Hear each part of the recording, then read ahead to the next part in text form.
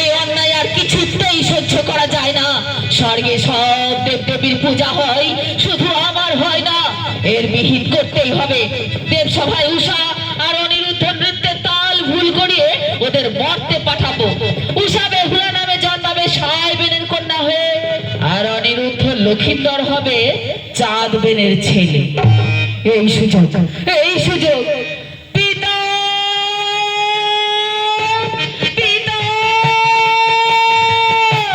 একবার দেখা দেন পিতা। কি হলো মনসা? পিতা, স্বর্গে সব দেবদেবীর পূজা হয়, আমি কেবল পূজা পাই না পিতা।